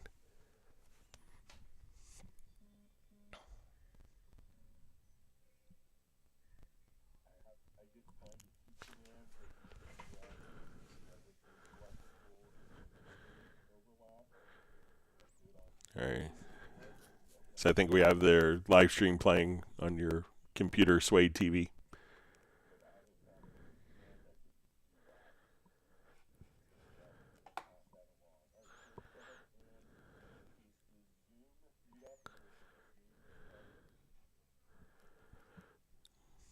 All right. All right, we have Gerald Ely joining. And Tunji Dada.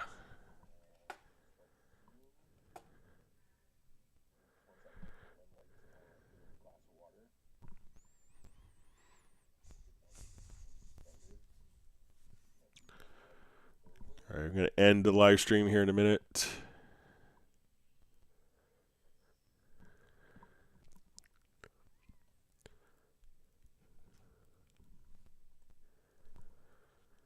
All right, so I'm going to go ahead and end the live stream. Then if people want to join, I'll paste the Zoom link.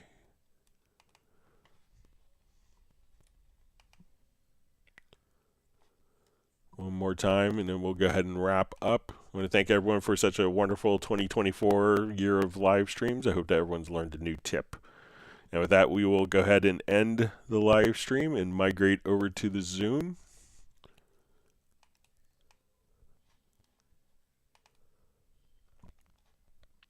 All right, our live stream has ended.